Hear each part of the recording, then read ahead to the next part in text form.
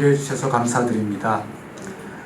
사실은 이 자리에는 좀 더 기독교에 대해서 좀 더 잘 알고 계시는 교수님이나 목사님께서 나오셔서 말씀을 해야 될 텐데, 제가 기독교 자살 예방을 위한 기독교의 역할이라고 하는 주제를 가지고 말씀을 드리는 것이 굉장히 송구스럽고 또 좀 뭐라고 할까요? 좀 제 역할일까라는 그런 생각을 하면서 준비를 좀 했습니다.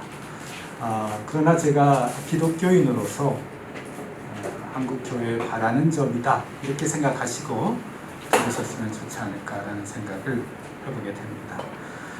우리 기독교는 여러분 잘 아시다시피 역사가 참 오래됐죠.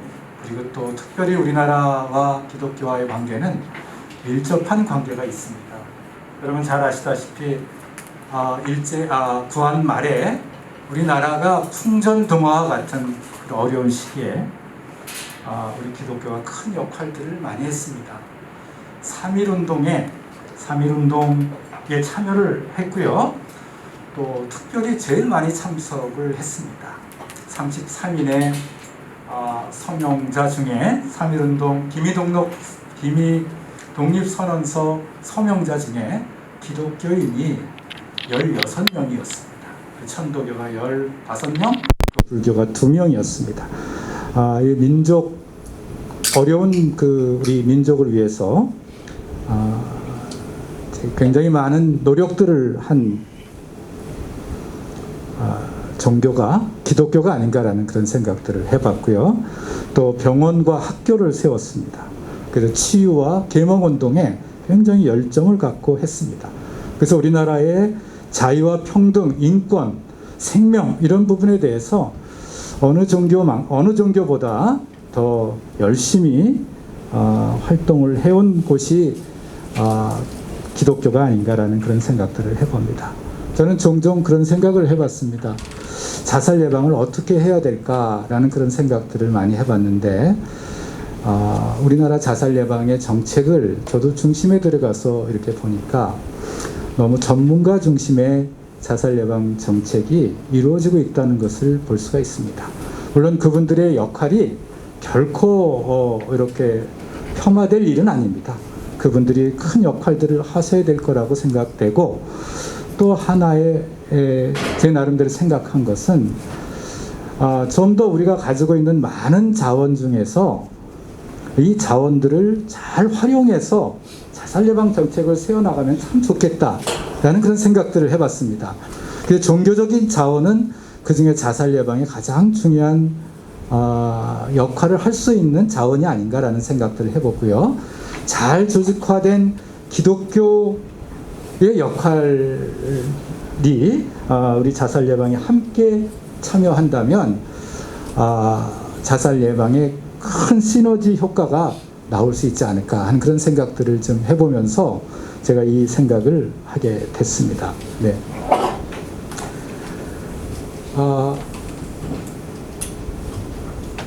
기독교의 특징이라고 한다면 우리나라의 그 종교 인구가 전체 인구의 최근에 43.9%가 우리나라 종교의 인구라고 얘기합니다. 그 중에 개신교가 970만, 불교가 760만, 천주교가 390만, 원불교가 8.4만, 유교가 7.6만, 천도교가 6.6만. 이렇게, 이거 물론 여기에 많은 편차가 있을 수 있겠지만, 이 종교 인구가 43.9%에 해당됩니다. 거의 반수가 종교를 가지고 있다, 이렇게 보시면 되겠습니다. 또 그 영향권 하에 있는 사람들까지 포함한다면 종교의 영향력은 정말 대단하지 않을까라는 생각들을 해보게 됩니다. 그런데 이 종교가 자살 예방을 위해서 어떤 역할을 하고 있는가라고 생각한다면 앞으로 정말 많은 역할들을 했으면 하는 그런 기대를 개인적으로 이렇게 해보게 됩니다. 네, 개신교의 기독교의 특징이라고 한다면 특별히 970만 정도 되는 개신교인을 가지고 있는 개신교의 특징은 예배의 공동체입니다. 여러분 잘 아시다시피 우리가 개신교에서는 우리들은 하나님의 자녀다. 그러니까 하나님의 자녀들이 하나님을 경외하고 경배하는 의미에서 정기적인 예배를 드립니다. 근데 이 예배를 통해서 많은 메시지가 전달되는데 그 메시지를 어떤 메시지를 전할까? 생명과 관련된 메시지를 많이 전할 수 있으면 자살 예방에 큰 역할을 하겠다라는 생각을 했습니다. 기독교는 친교 공동체이기도 합니다. 아주 어린애서부터 시작해가지고 노인에 이르기까지 아까 우리 남서호 목사님께서 말씀하신 것처럼 생애 주기별로 모든 연령대가 다 기독교 안에 있습니다. 그래서 사실은 그렇게 조직이 되어 있습니다.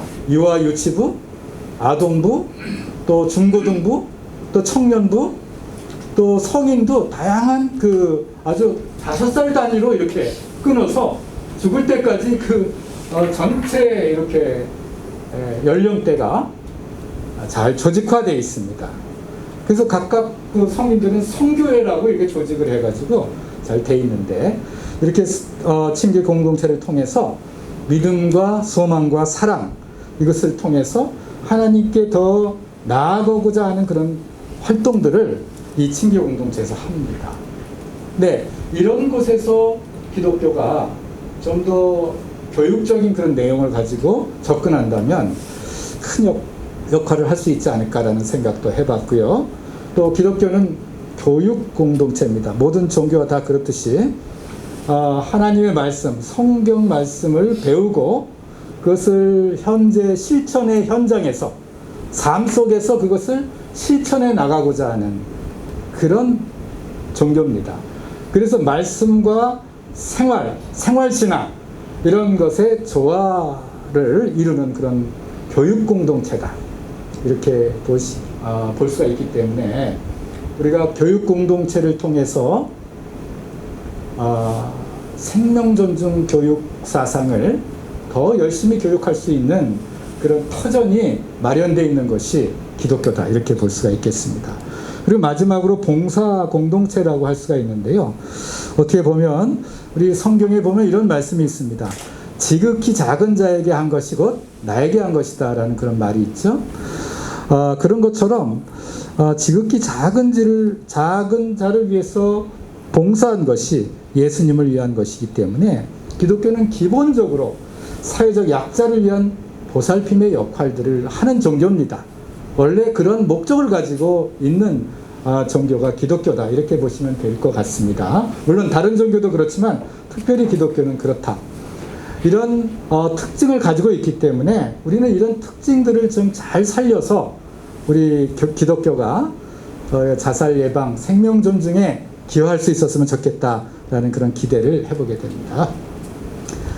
우리 기독교 교회의 역할이라고 한다면 많은 역할이 있겠죠. 그 중에서 저는 한 3가지로 나눠서 생각을 해봤습니다. 개인적 차원에서 보게 되면요, 삶의 의미와 목적, 또 심리적 안정과 평안을 제공합니다. 왜 자살을 하냐 이렇게 보니까 사람들이 삶의 의미와 목적이 상실돼서 자살하는 사람들이 많고요. 또 심리적 불안과 갈등 때문에 자살하는 사람들이 많습니다. 이럴 때 기독교가 그 종교적 역할들을 충실히 한다면 많은 사람들에게 의미와 목적을 주고 심리적 안정과 편안을 제공해 줄 수 있는 그런 종교가 그런 역할을 한다면 자살 예방에 큰 역할을 하겠다. 두 번째, 사회적 차원으로 보게 되면 기독교는 소속감과 사회적 통합의 역할을 하고 있는 종교입니다. 네, 여러분 아까 우리 목사님도 말씀하셨지만 토마스 조이너 박사가 이런 말을 했습니다. 왜 자살을 하냐라고 물어보면 소속감의 좌절이다. 소속감의 좌절, 소속감이 단절됐다라는 말을 많이 씁니다. 그래서 이 소속감의 좌절, 또 연대의식, 또 유대감 이런 것들이 단절이 됩니다. 그러다 보니까 그 속에서 소외되고 고립된 사람들이 자살을 하는 경우들이 많기 때문에 기독교는 그런 분들을 위해서 소속감을 주고, 교회라고 하는 공동체를 통해서 소속감을 주고, 또 그 지역사회를 보살피면서 사회 통합 역할들을 해낼 수 있는 그런 공동체가 아닌가라는 그런 생각들을 해봤고요. 또 영성적 차원에 보게 되면, 아까도 여러 차례 말씀을 하셨지만 우리 사회가 죽음의 문화가 많습니다. 네, 물질 만능주의 시대 속에서 생명 경시 풍조가 사람의 생명보다 돈이 더 우선시되는 그런 사회지 않습니까? 그게 자본주의의 특징 아니겠습니까? 그런 죽음의 문화에서 살림의 문화로 바꿔갈 수 있는, 그래서 가치관의 붕괴로 사람들이 자살하는 사람들이 많은데, 그런 사람들을 위해서 기독교가 그 생명 존중 사상을 가르치는 종교로서의 역할들을 한다면 자살 예방에 크게 기여할 수 있겠다라는 생각을 해봅니다. 저는 얼마 전에 산에 올라갔습니다. 저녁 저정가절에 하나 둘 불이 켜지는데요, 어느 지역에 빨간 불이 새빨갛더라고요. 어느 지역은. 그게 뭔지 아십니까? 십자가 불빛이에요. 빨갛게 있어요. 어느 지역에는. 그거를 보면서 이렇게 십자가 불빛이 많다. 그냥 단순히 십자가만 걸려있는 게 아니라 이 교회가 마치 마지막 그 순간에 가보고 싶은 그것이 바로 저 십자가 밑이 돼야 되지 않을까라는 그런 생각들을 해봤습니다. 그래서 생명 네트워크의 중심으로서 우리 기독교가 다른 종교와 연대해서 활동을 했으면 좋겠다, 이런 기대를 해보게 됩니다. 여러분 다 아시다시피 아까 목사님께서 많이 말씀하셨기 때문에 이건 제 영역이 아닌 것 같지만, 그래도 제가 좀 한번 다시 정리하면서 말씀을 좀 올리도록 하겠습니다. 기독교의 그 생명사랑 정신은 여러 성경 말씀 전체가 생명사랑의 정신으로 똘똘 뭉쳐 있습니다. 그 중에 인간은 하나님의 형상을 통해서 만든 존엄한 존재다. 그러니까 신의 모상을 닮았다, 이렇게 얘기를 합니다. 그래서 우리가 다른 사람과 자기 자신의 생명을 함부로 해치는 것은 하나님의 창조 질서를 파괴하는 것이다 라는 그런 믿음을 기독교는 가지고 있습니다. 아까도 말씀 주셨지만 한 생명이 천하보다 귀하다는 정신, 이것을 가지고 있습니다. 그래서 생명은 어떤 것과도 바꿀 수 없는 아주 소중한 것이다, 절대적이다, 이게 상대적 가치가 아니라 절대적 가치를 가지고 있다, 이런 것들을 우리가 이야기를 하고 있죠. 또 하나님 사랑과 이웃 사랑의 정신이 성경 전체를 통해서 잘 설명이 되어 있습니다. 그래서 이웃을 자기 몸과 같이 사랑하는 정신입니다. 그래서 하나님, 이웃, 나, 이건 다른 두 개의 실체가 아니라 한 몸이다 라고 하는 그런 정신을 가지고 우리가 그 신앙생활을 하고 있다, 이렇게 보시면 되겠습니다. 네, 계속 조금 몇 가지 더 보시면 성경에 보면 서로 다른 사람의 짐을 지고 그리스도의 사랑을 이루는 공동체 정신을 우리가 가지고 있습니다. 그래서 다른 사람의 짐을 조금 더 지어주자. 그래서 자살한 사람이나 유가족들을 정죄하거나 자살자의 가족이라고 하는 오명을 씌우지 않고 보살피고 지원하고, 그들이 그 위기로부터 벗어나서 공동체에 다시 복귀해서 우리와 같이 잘 살아갈 수 있도록 도와주는 역할, 그게 서로 다른 사람의 짐을 지자라고 하는 그런 말입니다. 또 마지막으로 한 사람의 생명을 위해 자신의 목숨을 버리기까지 사랑하는 정신, 이거는 예수님께서 그렇게 보여주셨어요. 기독교인은 공동체에서 우리와 한 몸인 소중한 생명들의 아픔을 돌아보지 못했음을 우리는 늘 회개해야 합니다. 자살자가 이렇게 많이 있다라고 하는 것은 결국은 우리들의 잘못이죠. 왜냐하면 우리들과 한 몸인 누군가가 원치 않은 죽음을 죽었기 때문에 회개하고 생명을 사랑하고 아끼고 보존하고 그 생명을 살찌우는 역할들을 우리 기독교가 해야 되지 않을까라는 그런 생각들을 해봤습니다. 자, 제가 이렇게 말씀드린 이 말씀은 이미 그 많은 분들이 다 그 설교를 통해서 많은 분들에게 지금 이야기하고 있는 이야기들이다, 이렇게 보시면 되겠습니다. 자, 그래서 이런 정신을 바탕으로 해서 우리가 앞으로 생명전쟁 활동을 저는 이렇게 제안을 하고 싶어요. 몇 가지 제안을 좀 드리면, 우리 그 생명전쟁과 자살예방 교육 훈련을 하는 기관으로서 교회가 좀 활동을 했으면 좋겠다. 그래서 평생교육기관으로서 우리 교회가 좀 더 좀 큰 역할, 생명전증과 관련된 평생교육기관으로서의 교회의 역할들을 우리가 해나갔으면 좋겠다, 이런 생각을 해봤습니다. 자, 우리 교회에 보면은요, 다양한 조직들이 있다고 그랬지 않습니까? 예배가 굉장히 많습니다. 우리는 예배가요, 주일 예배, 또 새벽 예배, 주일날도 몇 부 예배 드리는 교회도 있어요. 그리고 수요 예배, 뭐 굉장히 모이는 그런 횟수가 굉장히 많습니다.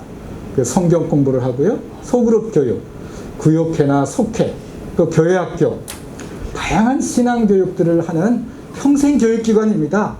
근데 평생 교육기관이 우리 교회가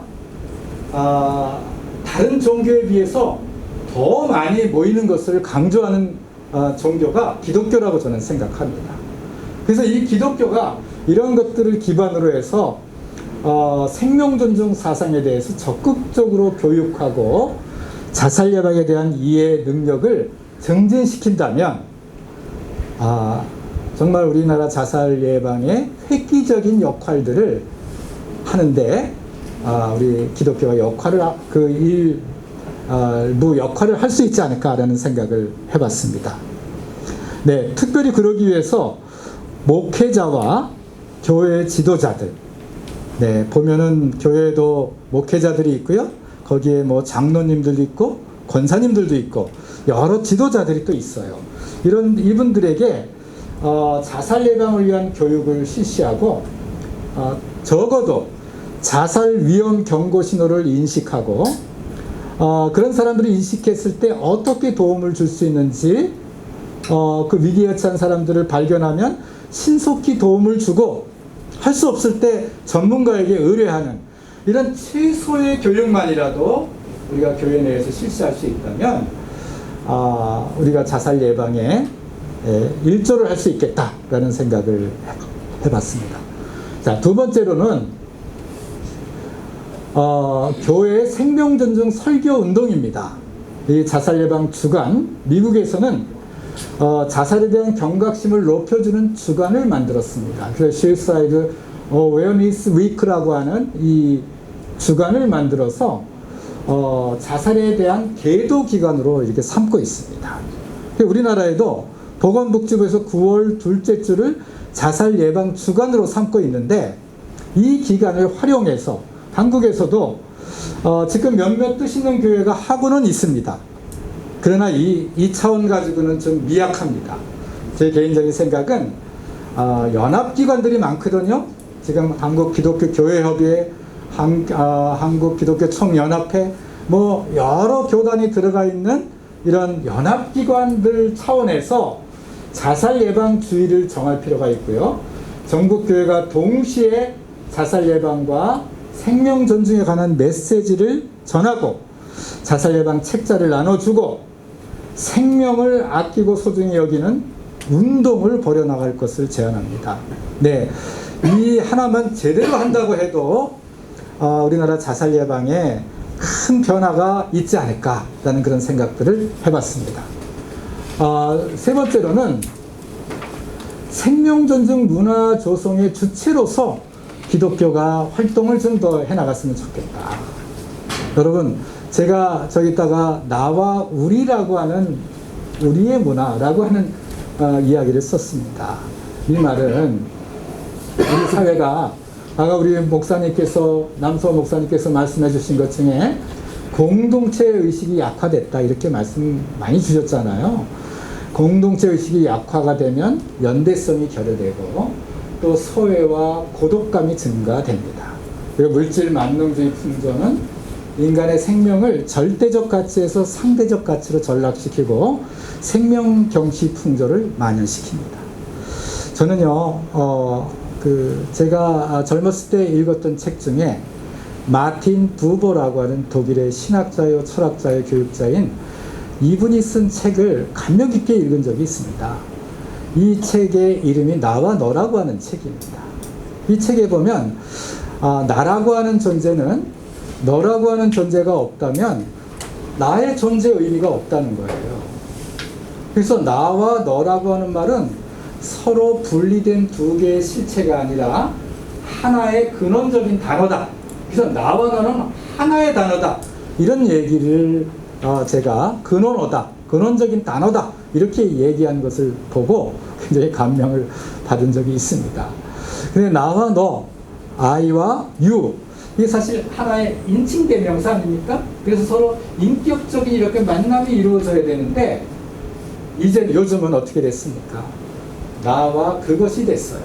그러니까 너라는 인격체가 아니라 그것이라고 하는 말 자체는 사물을 지칭할 때 씁니다. 이런 것을 지칭할 때 이트를 쓰잖아요.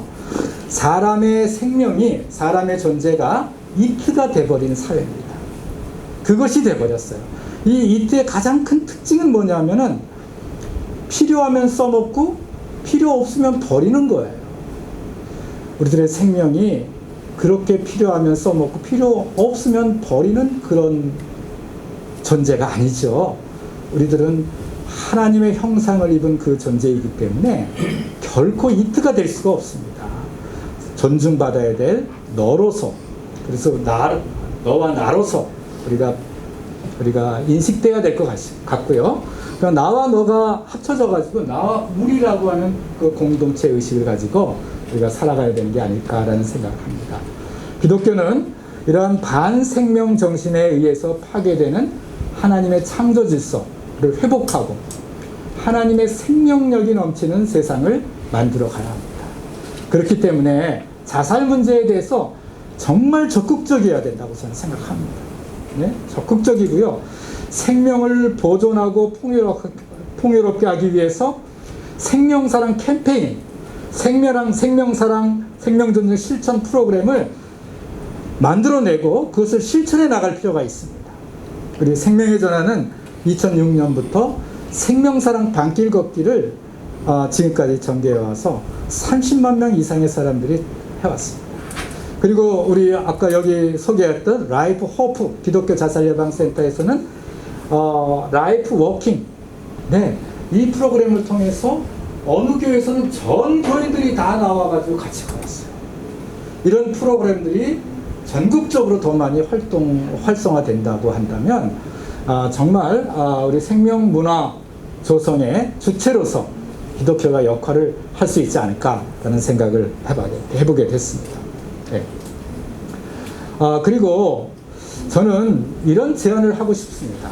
기독교의 상담운동을 좀 활발하게 전개해 나갔으면 좋겠다. 그래서 여기는 교재는 제가 2배로 듣기로 했다가 제가 바꿨어요. 3배로 듣기로 바꿨어요. 죄송합니다. 교재가 틀려가지고. 곰곰이 생각하니까 3배로 들어야 되겠더라고요. 왜냐하면 자살 위기에 처한 사람들의 이야기를 들어주고 공감해주고 수용하는 사람이 있다는 것은 그 사람에게 희망이 됩니다. 네, 저희가요 한강 교량에 SOS 생명의 전화를 2011년도에 처음 설치할 때 한편으로는 누가 여기까지 와서 전화를 할까 이런 생각을 했었습니다. 제 마음속 한구석에는. 그런데요, 저는 좀 놀라운 일이 발생했습니다. 그쪽에서요 매일 저녁에 2-3건의 투신 직전에 사람들이 전화가 온다는 거, 정말 저는 얘기하고 싶어서요 아주 멀리서 여기까지 걸어옵니다. 인천에서 여기까지 걸어와서 마포대교 전화기를 붙들고 이야기하는 사람의 이야기를 들으면서 야, 사람들이 이야기하고 싶구나, 말하고 싶구나, 아무에게도 얘기하지 못한 얘기들을 거기다 털어놓는 사람들이 있습니다. 네, 그런 분들을 보면서 우리 기독교인은 이런 마음이 있습니다. 우리의 부족함에도 불구하고 우리를 있는 그대로 수용해주고 사랑해주는 하나님의 구속의 은혜와 사랑받는 그 은혜와 사랑을 받는 사람들이다 라고 하는 그런 신앙을 갖고 있어요. 그래서 자살 위기에 처한 사람들을 정죄하지 말고 죽음을 각오하기까지 힘들었던 심정을 들어주고 수용하면서 공감해주는 그 역할이야말로 자살 예방의 핵심 목표라고 방법이라고 저는 생각합니다. 그래서 저희 기관은 전하잖아요. 그래서 들어주는, 그래서 리스닝 미니스트리라고 하는 말을 써요. 경청의 사역이다 이런 말을 쓰는데, 이 경청의 사역의 경험을 바탕으로 해서 저희들이 한번 2배로 듣기 캠페인을 한 적이 있어요. 근데 한 개 기관에서 그 캠페인을 하기가 쉽지 않아요. 그래서 이거를 좀 전 교단이, 전 종교가 3배로 듣기 캠페인을 하면 좋겠다. 무엇을 듣느냐? 여러분 무엇을 들을까요? 저는요, 듣는 우리가 들어야 될 것들이 있습니다. 그 들어야 될 내용들은 여러 가지가 있겠지만 그 중에서 자살하고 싶은 생각을 누군가는 들어줘야 돼요. 그 생각을 들어주는 겁니다. 첫 번째, 3배로 듣기 위해서 첫 번째는 생각을 들어주는 거죠. 자살하고 싶은 생각. 두 번째는요, 자살에 대한 두려움과 절망감. 네, 이 감정을 들어줘야 됩니다. 이 감정을 들어줘야 돼요. 세 번째는 자살 행동에 경고 신호가 있는데 그 경고 신호를 들어야 됩니다. 만약에 이런 생각과 감정과 행동을 들을 수 있다면 이 3배로 듣기 캠페인이 우리나라의 생명을 살리는 그런 운동이 국민운동으로 전개되어 나갈 수 있지 않을까라는 생각들을 해봤고요. 전에 우리 카톨릭에서 한 국민운동 중에 하나가 내 탓이오 캠페인을 여러분 다 기억하시죠? 그런 것처럼 우리도 이런 듣기 캠페인을, 3배로 듣기 캠페인을 한번 전개해 나갈 수 있었으면 좋겠다라는 그런 생각들을 해보게 됐습니다. 네, 그래서 기독교는 수많은 교회가 있는데 그 교회 문을 좀 열었으면 좋겠어요. 그리고 그 교회에 누구도 힘들고 어렵고 고통받는 사람들이 거기가 마지막 갈 수 있는 그곳이 교회가 될 수 있었으면 좋겠어요. 그곳에 가면 자기가 도움을 받을 수 있다는 확신을 갖게 된다면 그 자살 위기자도 도울 수 있을 뿐만 아니라 요즘 땅에 추락된 기독교를 향한, 종교를 향한 종교의 존엄성, 기독교를 다시 존중받는 그런 종교로서의 역할들로 회복될 수 있지 않을까라는 그런 생각들도 해보게 됐습니다. 자, 그리고 올바른 기독교 신앙생활이 중요하다고 생각합니다. 그래서 정신적으로 건강한 삶을 강조할 필요가 있다고 생각합니다. 신앙과 정신건강 사이에 이거를 너무나 하나로 뭉쳐서 보시는 분들이 많아요. 그렇지 않고 이 병은 병이거든요. 과학을 또 과학대로 중요하니까 우울증을 조기에 발견해서 전문적 치료를 받을 수 있는 그 체계적 구축망이 필요하고요. 몸이 아파서 병원에 가듯이 우울증이나 정신과적 문제가 있는 사람들이 병원에 가는 것을 금기하지는 말고 이것을 적극적으로 권장해서 치료적인 도움을 받을 수 있도록 돕는 것도 굉장히 중요합니다. 그러면서 그 치료가 잘 될 수 있도록 교회에서는 기도하고 또 함께 할 필요가 있는 게 아닌가 싶습니다. 기독교가요, 좀 유연하고 합리적 사고를 가졌으면 좋겠어요. 너무 경직돼 있습니다. 그래서 유연하고 합리적 사고를 갖도록 교육하고요. 우울증을 예방하고 분노나 충동을 조절하는 프로그램들, 용서할 수 있는 프로그램들, 타 종교에서 그런 프로그램들이 있다면 그런 프로그램들을 가져다가라도 좀 정신건강의 중요성을 강조할 필요성이 있다. 프로그램 순서지 같은 게 많은데 이런 데에 있으면 거기에 정신건강과 자살예방 전화번호나 안내번호를 전국적으로 다 실린다고 생각해 보세요. 여러분 970만 명이 봅니다. 970만 명. 이거는 방송이나 언론에서 한 것보다 더 큰 효과가 있을 것이다. 이런 생각들을 해보게 됩니다. 네. 그리고 자살 이유, 아까 목사님 말씀하셨지만 제가 조금 더 다시 더 보완해서 말씀드리면 자살 이후에 돌봄 체계가 갖춰졌으면 좋겠다. 그래서 소위 말해서 영어로 after suicide라고 합니다. after suicide. 죽음 이후에 벌어지는 일들. 이미 죽었어요. 이미 여러 가지 방법으로 이렇게 예방을 해왔습니다. 네, 자살 예방, 위기 개입 다 했는데 그래도 죽었어요. 그래서 죽음 이후에 또 예방이 필요하다는 거죠. 이거를 포스트 벤션이라고 하는 말을 써요. 포스트 벤션. 자, 자살 이후에 남아있는 사람들, 이런 사람들에 대한 신앙적, 정서적, 경제적 지원이 필요합니다. 기독교는 하나님의 사랑으로 자살자 유가족을 위로하고 지지하고 보살펴 주어야 되고요. 정죄하거나 심판하기보다 유가족의 비탄 감정을 위로하고 지원하는 차원에서 장례식을 정성스럽게 집례해 줄 필요성이 있습니다. 제가 어느 교회에서 자기 남편이 집을 나가서 죽었습니다. 논에서 이렇게 돌아가셨어요. 그래서 다른 사람들은 아무 이유가 없이 죽었기 때문에 이 사람은 자살했다 라고 생각을 모든 사람들이 그렇게 이야기를 했습니다. 그래서 이 가족들은 너무너무 고통스러워했어요. 자살로 죽은 그 남편에 대해서, 아버지에 대해서 너무너무 힘들어했어요. 그런데 논바닥에서 이렇게 돌아가셨기 때문에 병원에 가서 정확한 사인을 검사해 보니까 자살로 죽은 게 아니라 갑자기 쇼크가 와서 엎어졌는데 폐에 물이 찬 것을 보면서 이분이 자살로 죽은 게 아니라 살려고 애를 썼는데 그래서 죽은 거다. 이렇게 판결이 된 거예요. 그 다음부터 이 가족들이 죽음은 똑같은 죽음인데 슬프지만 어쩔 수 없는 죽음을 죽었다라고 하는 것 때문에 이 가족들이 다른 손님들을 맞을 때 굉장히 이런 말 써서 죄송합니다만 안심하고 기쁜 마음으로 상을 치르고 있는 모습들을 볼 수가 있었습니다.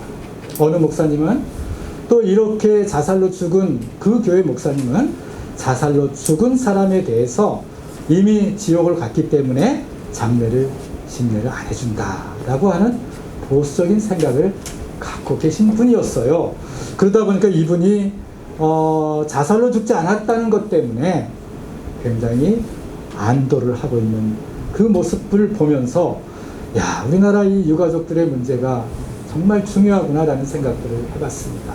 우리 기독교가 정말 이런 분들을 위한, 이런 분들의 비탄 감정을 극복하는데 기독교가 큰 역할들을 합니다. 그 중에 하나가 우리 기독교의 핵심적인 사상은 하나님의 주권 사상이에요. 그러니까 삶과 죽음은 다 하나님께 달려있다라고 하는 그런 신앙을 가지고 있어요. 그러니까 도저히 받아들일 수 없는 가족의 죽음도 그 신앙적인 기반에서 위로를 받을 수 있다는 거예요. 그렇기 때문에 그런 역할들을 기독교가 충분히 할 수 있었으면 좋겠고요. 제가 보니까 이분들이 가장 어려운 것 중에 하나가 정서적 어려움도 크지만 더 큰 어려움 중에 하나가 경제적 어려움이더라고요. 가장에 죽었을 때 경제적으로 어디서도 지원을 받지 못해요. 이런 분들을 지원하고 남아있는 아이들을 상담하고 지원하는 일들, 이게 우리 교회 공동체가 이 일들을 좀 해나갈 수 있었으면 좋겠다. 큰 교회는 큰 교회 나름대로, 작은 교회는 작은 교회 나름대로의 네트워크를 통해서 이 일들을 해나간다면 좋겠다는 그런 생각들을 해보게 됐습니다. 네. 그리고 마지막으로 저는 자살은 왜 자살을 하냐 이렇게 얘기한다면 여러 가지 이유가 있겠죠. 그 중에 하나가 가장 큰 원인 중에 하나는 우리 사회의 공동체의 붕괴입니다. 공동체의 붕괴. 그래서 우리가 과거에는 한 개인의 문제를 그 가족 전체가 알고 그 문제를 같이 해결해 왔거든요. 이제는 혼자 감당해야 됩니다. 그러니까 너무나 압박감이 크고요. 감당할 수 없을 때 스스로 생명을 끊으려고 하는 경향이 있습니다. 그래서 자살은 어떻게 보면 누군가가 그 사람 혼자가 아니고 누군가가 주변에 있다라고 하는 그런 공동체 문화가 조성이 돼야 이 자살 예방과 밀접한 관련이 있을 수 있다. 이렇게 좀 생각을 해보게 됩니다. 그래서 교회는 지역사회 내에서 자리 잡고 있으면서 잘 조직화되어 있습니다. 비교적. 그래서 교회가 중심이 돼서 지역사회를 보살피고 치유하는 노력들을 본격적으로 경주한다면 우리나라의 높은 자살률을 낮추는데 크게 기여할 수 있고요. 대형 교회를 보니까 다 상담센터가 있더라고요. 네, 자체적으로 상담센터를 운영하고 있는데 그 기능을 좀 강화시켜서 자살 예방과 생명전 등 유가족 지원과 같이 지역사회를 보살피는 사업을 지역사회 좀 교회 상담센터를 지역사회에 이렇게 내놨으면 좋겠어요. 그 큰 공간을 지역사회에 내놓고 쉼터도 운영해 줬으면 좋겠어요.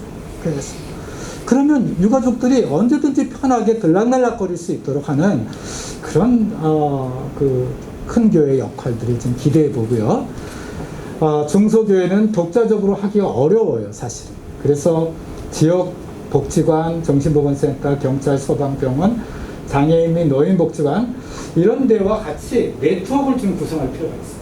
네트워크를 구성해서 거점 기관을 선정하고 거기 같이 참여하는 겁니다. 그래서 상담과 치유의 공동체를 이제 만드는데 앞장서 나간다면 우리 사회의 자살 문제를 해결하는 기독교가 큰 기여를 해낼 수 있지 않을까라는 그런 생각들을 해봤습니다. 네. 마틴 루터가 이렇게 얘기를 했습니다. 교회는 아프고 공경에 처한 사람들을 위한 여인숙과 병원이다 라고 이렇게 이야기를 한 바가 있습니다. 우리 사회에 자살 충동으로 큰 고통과 어려움을 겪고 있는 강도 만난 사람들이 너무나 많습니다. 이분들을 위해서 우리 교회가 이제는 좀 관심을 갖고 더 적극적으로 접근해야 될 그런 필요성이 있지 않을까 하는 그런 생각들을 해봤습니다. 또 이 얘기는 기독교뿐만 아니라 모든 종교가 같이 나서서 이 일들을 함께 한다면 우리나라의 자살률을 현저하게 줄어들게 만들 수 있지 않을까. 종종 이런 생각을 해봤어요. 그동안 전문가들이 쭉 해왔어요. 근데 큰 변화가 없잖아요. 이제는 좀 다른 방법으로 한번 해보면 좋겠다. 이런 생각을 해봤습니다. 좀 더 폭넓게, 좀 더 전 국민을 대상으로 한번 이렇게 시도를 해보면 어떨까. 만약에 그렇지 않다면 우리라도 같이 나서서 일들을 해나간다면 우리나라의 자살률을 줄이고 생명을 사랑하는 생명사랑의 공동체를 만드는데 크게 기여할 수 있지 않을까 싶습니다. 제 발제는 여기서 마치겠습니다. 네, 수고하셨습니다. 고맙습니다. 네, 감사합니다. 오늘이 아마 우리가 종교인연대하고 시작했던 것이 오늘 한 4차 세미나 정도 되죠? 예, 15일까지 합해서 할까지. 예, 앞으로 11일까지 계속 할 겁니다. 오신 분들 관심 가져주시고 혹시 제 말을 듣고 있는 유저들도 끝까지 해서 바로 내 옆에 있는 내 친구에게 생명의 소중함을 전달할 수 있는 것이 되어야 되겠다. 저는 오늘 마치고 얘기를 한번 하라 해서 이 마치고 얘기하다 보면 앞서 얘기한 사람들을 비판 아닌 비판을 하게 되는데 저도 기독교인입니다. 교회의 역할이 이렇게 엄청난데 참 제 자신도 반성합니다만은 한국 교회가 과연 생명 살리는 일에 얼마나 투자하는지 참 묻고 싶고요.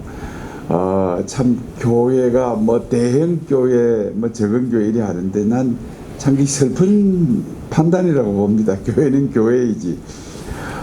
저희들 살았을 때도 우리 한국은 경제적 변화가 굉장히 요동친 나라이기 때문에 제가 올해 70인데 약 50년 전에 시골에서 서울에 대학 와서 어려워서 아까 우리 하상훈 원장님 말씀드린 대로 저 천호동 지나면은 길동이라는 데가 있었어요. 옛날에 논길로 걸어갔는데 그게 빨간 십자가를 보고 겨울밤에 의탁을 했던 적이 있었어요. 그게 아마 제가 지금까지 열심히 살아온 동기인 거예요. 얼마나 참 우리가 어떤 많은 사람에게 기회를 보장한다기보다 바로 내 옆에 있는 친구를 보살펴 주고 아까 말하듯이 나는 당신과 함께 존재하듯이 이런 운동이 시작된다면은 우리는 매일 이 문제에 한 명이 동참해도 우리는 큰 효과를 가집니다. 여러분들 파워 오브 원이라는 영화 보면은 한 명이 세상을 바꿉니다. 아프리카 영화인데 한 명의 이 감동과 활동의 촉매가 굉장히 소중합니다. 이 얘기를 듣고 있는 우리 유저들, 유튜브를 보시는 시청자들이 한 명이라도 의지를 다진다면은 아마 오늘 이 세미나는 어마어마한 결과를 갖고 오지 아니할까 이런 생각을 합니다. 저는 사회복지 분야의 일을 많이 했는데요. 아까 우리 첫 목사님이 말씀은 가족의 붕괴로 자살로 유추되지만은 최근에는 사람보다 더 돈과 권력이 난무하는 시대가 되다 보니까 앞으로 노인 자살률이 정말 심각하게 전개될 것 같고요. 특히 거기는 불행하게도 고학력자부터 그런 우려를 지금 일부 심리학회에서도 우려를 갖고 있고 근데 이 정부는 거기에 대한 대비책이라든지 예방책이라든지 이게 전혀 나오지 않습니다. 그 다음에 오늘 또 우리 하 원장님이 정말 노하우에서 말씀드린 대로 생명운동에는 전문가가 하는 게 아니에요.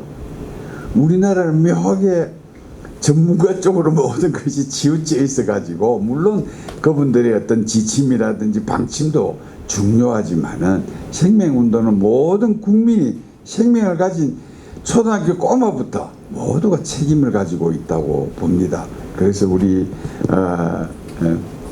운영위원장이신 양 교수님께서 틈만 나면은 그런 연대 조직을 만들고 제자들을 모으고 설사 모였던 제자가 1년 만에 없어지더라도 기회가 될 때마다 한 사람이라도 우리가 만드는 것이 시민운동가들이 모여서 생명 역할을 하게 된 게 아닌가 이렇게 생각합니다. 오늘 특별히 우리 기독교의 사랑과 또 기독교의 원래 기독교 빈곤 종교라 했지 않습니까? 그죠? 예, 이런 것이 좀 더 크게 파급되어서 아까 목사님 말씀하신 맨 마지막에 기독교의 본 사명은 생명을 구하는 일이다. 다른 것도 아니고 처음도 아니고 끝도 아니고 모든 것이 생명에 존치되어 있다. 특별히 우리 종교인연대 상임대표이신 우리 김대성 교무님께서 이 일을 적극적으로 추진해주고 이끌어주셔서 벌써 4차까지 무사히 마치게 된 것도 모두의 관심이 아닌가 생각합니다. 여러분 제가 마지막 말을 하다 보니까 말이 많아졌는데 오늘 귀하게 참석하신 여러분들 대단히 감사하고요. 우리가 이 일이 정말 올 11월에 12월에 나름대로 평가할 때 이 얘기를 듣고 전 앉아서 아주 유명한 아까 서강대학 교수 얘기하길래 서강대학에 가면 생명운동하는 팀이 있어요. 거기 교수한테 우리가 모두 반성하는 이런 것도 한번 연구하자 이런 메시지를 보냈더니만 바로 대답이 왔어요. 너무 소홀했다. 기회가 되면 또 참여하도록 하겠다. 여러분 오늘 너무 감사하고요. 이 일은 우리 여운이 오래 가도록 자꾸 되새기는 여러분들이 되기를 바랍니다. 감사합니다. 이렇게 종교계가 고민을 하기 시작한 그러한 내용들을 들으면서 저는 이제 불교계 쪽에서 같이 이렇게 힘을 합쳐서 이렇게 이런 운동을 하고 있는데요. 근데 이제 아마 우리 막사님, 남 목사님하고 또 하상원 원장님하고 같은 저희 뭐 같은 고민을 하리라고 생각을 합니다. 아까 그 발제문에 기독교 인구가 900만이 넘는 걸로 이렇게 나와 있고 또 불교도 또 760만씩 이렇게 돼 있는데 이러한 큰 단체들이 꼼짝을 안 하고 있기 때문에 우리나라의 이 자살이 이렇게 심각한데도 불구하고 계속 답보 상태에 있다고 저는 생각을 합니다. 같은 종교인끼리 제가 이제 여쭤보고 싶은 것은 아까 기독교도 어떤 정죄를 하려고 한다는 거 그러한 것 때문에 그래서 저는 지난번에 3.15 행사 때도 자살 인식 개선 사업이 우선 급하다라고 제가 주장하는 게 바로 우리가 이렇게 릴레이 세미나를 하게 되면 여기서 뭔가 1년 내에 어떤 그러한 거에 중지가 모여지지 돼야 되지 않을까 이런 생각을 합니다. 그래서 저는 뭐 지금 여쭤보면서 같이 고민을 좀 해보고 싶은 게 도대체 그러한 정죄를 한다는 것, 또 불교에서는 또 그거는 업이지 이렇게 업으로 또 돌리고 자기 업 자기가 받는 거다 이렇게 해서 그래서 그러한 고정관념으로부터 어떻게 우리 특히 종교 지도자들을 갖다가 움직이게 거기서부터 벗어나서 움직이게 할 수 있을까? 그게 참 우리 이 자살률을 낮추는 아주 핵심이라고 생각을 합니다. 그래서 그거에 대해서 두 분께서 어떻게 생각하시고 도대체 어떻게 해야지 그걸 거기서부터 움직이기 시작할까? 그에 대해서 한번 좀 말씀을 듣고 싶습니다. 네. 자살에 대해서는 상당히 부정적입니다. 과거에는 저부터도 어릴 때, 자랄 때, 성장할 때 귀에 쟁쟁한 소리가 뭐냐면은 자살하면 지옥 간다는 거예요. 이것이 어떻게 보면은 그 자살을 방지할 수 있는 어떤 그 디펜스가 된 것도 사실이에요. 그런데 문제는 21세기를 넘어오면서부터는 이것이 별로 효과를 못 누린다는 겁니다. 그 신학자들 가운데서도 과거에 어거스틴 같은 이런 교부들 시대에도 자살하면 지옥 간다는 것이 교리였습니다. 그리고 현대에 이르기 전에 대부분의 신학은 그렇습니다. 자살하면 지옥 간다. 사실 성경의 그 내용을 보게 되면 가룟 유다라든지 성경에 몇몇의 어떤 자살 사건이 나오는데요.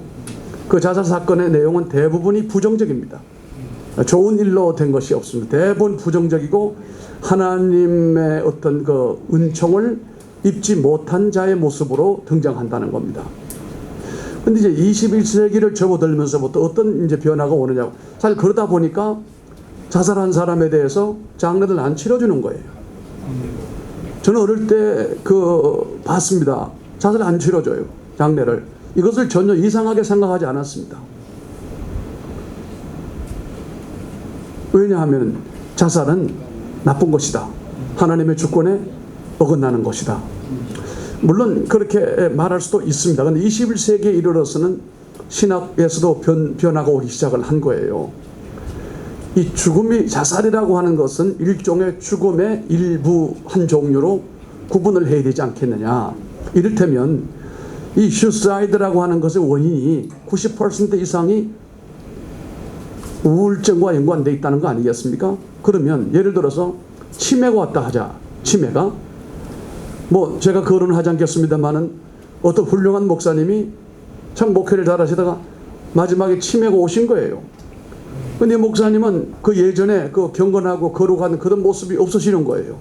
막 욕도 하시고. 그럼 이분이 그러면은 심지어 어떤 분은 예수님이 누구냐고 예수가 누구야? 이런단 말이에요. 그럼 그 목사님은 천국을 못 간다는 말이냐? 이런 어떤 딜레마에 빠지면서 치매는 하나의 정신적인 병이고 뇌의 문제인 것처럼 자살이라고 하는 것도 그렇게 봐야 되지 않겠느냐. 우울증에 근거해서 정신적인 문제로 생을 마감했으니 천국 가지 못한다. 그런데 이것이 21세기에 와서 이제 변화하기 이제 시작을 합니다. 그래서 이제는 저희 교단은 제가 소속되어 있는 교단은 아주 보수적인 합동교단이거든요. 합동교단에서는 아직은 죽은 자살하는 사람을 위한 장례 예식서가 없습니다. 그러나 통합적 같은 경우에는 죽은 자를 자살한 사람의 그 장례 예식서가 나와 있습니다. 이미 어떻게 돌볼 것인가라고 하는 것도 매뉴얼로 나와 있다는 거죠. 이러면서 자살을 꼭 그렇게 저주와 연관된, 하나님의 어떤 저주와 연관된 것으로 보기보다는 정신적인 문제로 엮어서 연결되어 하다 보니 그렇다고 해서 지옥 가는 건 아니지 않겠느냐, 이런 쪽으로 이제 변화하는 그런 가운데 있기 때문에 점점 아마 교회는 자살에 대한 이해를 좀 더 폭을 넓힐 것이고, 또 그분들을 위한 어떤 서비스를 지금보다 훨씬 더 시간이 가면 갈수록 아마 더 낮게 진행되지 않겠는가, 이런 말씀을 드립니다. 네. 근데 저는 자살을 이제 관심을 갖고 보면은 저는 이 우울증에 대해서는 그렇게 잘 인정을 하고 싶지 않습니다. 어떻게 공군 중사가 그 군대에서 그렇게 괴롭히고 희롱을 하고 성폭행을 하는데 그건 우울증이 아니라고 생각합니다. 저는 자살은 내몰린 죽음, 절대 개인적인 게 아니고 사회가 만든 거라고 생각합니다. 네이버 직원이 상사들이 괴롭히고 그러니까 죽지, 그 멀쩡한 사람이 왜 우울증이, 경제적 어려움, 사회적으로, 환경적으로, 댓글에 이런 그 각종 사회에서 이렇게 내몰리기 때문에 일본이 자살예방법 1조에다가 자살로 내몰리지 않는 사회 구현을 딱 법으로 정했습니다. 자살은 저는 병이 아닙니다. 왜 어떻게 병이, 멀쩡하고 정상적인 사람이 왜 우울증을 걸리고, 그렇지는 않다고 생각들어요. 그거는 이 사회가 그렇게 만들어주기 때문에, 환경이 그렇게 만들어주기 때문에 그렇게 몰고 가는 거라고 생각이 듭니다. 구하라나 솔리나 걔들이 왜 죽습니까? 그 세계적인 K-팝 애들이 자랑스럽고 한국의 위상을 전 세계에 알리는 중요한 매체, 보물들인데 사회가 댓글이니 공격을 하고 자꾸 몰고 가기 때문에, 그래서 저는 기독교에 이걸 정죄하고 이걸 저는 기독교 교리가 개인 문제다, 하나님의 뜻을 저버렸다, 그래서 자꾸 교회에서 자살자들을 보호하지 않고 유가족을 터부시하고 그랬다고 생각 들어서, 저는 예전에는 그런 생각들을 했죠. 자살자가 90년대에 한 3,000명 이럴 때 자살자들 갖다 굉장히 욕을 하고 그랬지만은, 저는 점점 더 자살자가 늘 위험이 많다고 생각되는 것이, 코로나로 얼마나 어렵습니까? 일자리 잃고 진짜 어려운 사람들, 특히 30, 40대 여성 같은 경우는 그게 우울증이 올 수밖에 없는 게, 뭐 대출 받고 빚을 못 갚는데 소득은 없고 일자리 없지 않습니까? 그러니까 몰린다 이거죠. 노멀려서 아까 저는 그 우리 하상훈 원장님이 구체적인 이야기를 많이 제시하셨어요. 지금도 이제 언론이 정신 차려가지고 뭐 자살자 나면은 생명의 전화도 넣고 1394도 넣고, 그렇듯이 아까 우리 하상훈 원장님이 구체적인 이야기를 많이 하셨어요. 기독교가 주보에다도 언급을 하고, 그 다음에 대형 교회들 같은 경우 얼마나 상당히, 저는 그 지금 소형 교회 같은 경우가 굉장히 어렵죠. 코로나 누가 오는 사람이 없고 헌금이 별로 거치지 않으니까. 근데 그런 대형 교회의 자살예방센터라든가 아까 말씀한 굉장히 의미가 있다고 생각합니다. 거기에는 이제 경찰도 있고 소방도 있고, 큰 교회는 각 그 자살 예방을 할 수 있는 구성원들이 다 들어와 있다고 생각합니다. 정부기관도 있겠고. 그러면 그런 순복음교회라든가 사랑의 교회라든가 얼마나 지금 큰 교회들이 많습니까? 근데 그들이 실제적으로 솔선수범을 해서, 지금 남 목사님도 양재동에 있는 교회가 좀 얼마나 신도하면도 솔선수범을 하는 게, 구체적으로 그 주보에다가 생명사랑 존중하자, 그런 말이 하나님의 뜻이다라는 그런 거를 자꾸 전파시키는 것이 굉장히 좋은데, 저는 오늘 남 목사님, 특히 하상훈 원장님이 말씀하셨던 내용들을 교단에서 어떻게 접목을 시켜서 구체적으로 액션을 갖다 옮기는 게 굉장히 중요하다고. 3년 전에도 참여한다는 것을 성공해서 굉장히 했고, 우리가 작년에도 하고 그랬습니다만은 좀 종교계들이 실제적으로 옮기는 게, 액션하는 게 그게 중요하다고 생각 들어서, 굉장히 중요하신 기독교에 계신 분들이 좀 이런 걸 어떻게, 저는 뭐 그렇게 뭐 요번 거도 이제 1년 동안 다 스톱을 해서 또 자료를 만들어서 또 교단에 또 전파를 하겠습니다만은 자꾸 실제적으로 옮기는 것들 이런 노력들을 하는 게 중요하지 않나 생각합니다. 고맙습니다. 원래 그 남 목사님 말씀 주신 것처럼 자살하면 지옥 간다 라고 하는 그런 이야기가 어거스틴 시대부터 교리로서 이렇게 이어져 내려와서 말씀하신 것처럼 자살 예방에 긍정적인 역할들을 해왔었습니다. 과거에도. 그래서 저는 제가 전에 어느 곳에서 강의를 하고 강의를 하고 나왔는데 뭘 그렇게 어렵게 얘기하냐고, 자살하면 지옥 간다는 얘기만 하면 되지, 그렇게 얘기를 들은 바가 있습니다. 그런데 자살이라고 하는 게 지금 말씀하신 것처럼 우울증도 있고 여러 가지 사회 경제적인 여러 가지 관계적인 사회 경제적인 다양한 원인에 의해서 자살이 이루어지기 때문에 그 사람의 죽음이 그 사람만의 책임이다. 물론 그 사람의 책임이 전혀 없다라고는 얘기할 수 없어요. 그러나 그 사람만의 책임이라고 얘기할 수 없는, 아까 양 교수님 말씀하신 것처럼 내몰린 죽음의 형태들이 우리 사회에 아직도 많이 있다라는 그런 생각들을 해봅니다.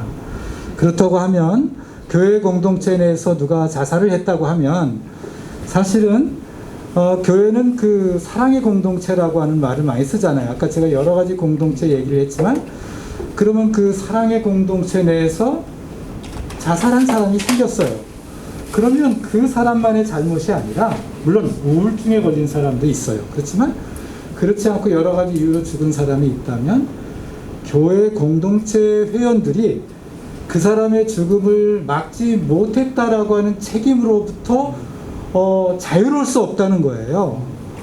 그렇다고 하면 우리 교회 공동체가 그 사람의 죽음에 대해서 우리 모두가 그 사람을 제대로 보살피지 못한 것에 대한 하나의 공동체 멤버로 지금까지 살아왔는데 보살피지 못한 것에 대한 회개 운동이 먼저 일어나야 된다고 봐요. 그리고 정중하게 그 장례를 치러주고요. 그 이후 유가족들에 대한 보살핌까지도 교회가 만약에 해줄 수 있다면 교회의 역할로서, 아주 바람직한 교회의 역할로서 자리 잡게 되는 게 아닐까 하는 그런 생각들을 좀 해보게 됐습니다. 네. 그리고 아까 말씀하신 것처럼 이제 여러 가지 그 얘기들을 제가 그동안에 경험적으로 제가 바라고 싶은 얘기들을 중심으로 해서 말씀을 드린다고 그랬잖아요. 그런 이런 얘기들을 여기 있는 여러 지도자분들께서 좀 각 교단에서 또 각각의 종교에서 우리 목사님과 제가 말씀드린 그런 내용들이 좀 더 구체화될 수 있도록 많이 좀 함께 노력해 나가고요. 저도 또 그 일조를 같이 담당하면 어떨까라는 그런 생각들을 해봤습니다. 네, 이상입니다. 네, 감사합니다.